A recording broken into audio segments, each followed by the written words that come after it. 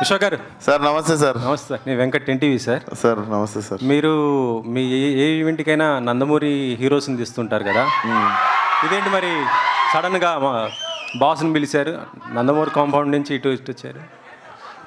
కంపౌండ్లు మీరు వేసుకుంటారు, మాకున్న కంపౌండ్ ఒకటే, మా ఇంటి కాంపౌండ్. ఇక్కడ కాంపౌండ్ ఏం లేదు, ఇండస్ట్రీ అంతా ఒకటే. And boss is boss.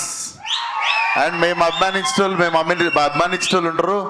అట్లా ప్రతిసారి మా కోసం ఉన్న వాళ్ళని ఇబ్బంది పెట్టి మాటికి పిలవం కదా.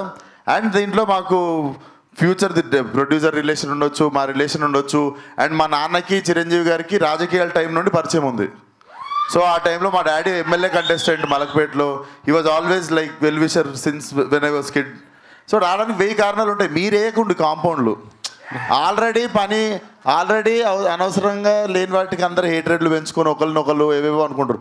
మీరు ఇంకా ఇట్లాంటి డైల్యూట్ చేయండి, కానీ మీరు వచ్చి మళ్ళీ ఇంకొకటి పెట్టకండి మొదల.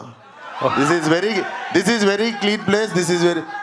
మా అందరం చాలా మంచి ఇంటెన్షన్తో ఒక సినిమాని ప్రమోట్ చేసుకోవడం కానీ, ఫంక్షన్ పిలవడం కానీ, చాలా పెద్దరిగా చాలా మర్యాదతో మేము పిలుస్తాం. మీరు వచ్చి దాన్ని మెల్లగా దాంట్లో ఏం వేయకూరు దాంట్లో, అంతే. ఓకే సరే, గతంలో రాజేంద్ర ప్రసాద్ గారిది మేడం వచ్చింది, ఎస్ ఆల్రెడీ చూశారు, యాజ్ ఇట్ ఈజ్ సేమ్ అలాగా. ఇప్పుడు లైలా ఇలా చేస్తున్నారు. దానికి ఇక్కడ థియేటర్లో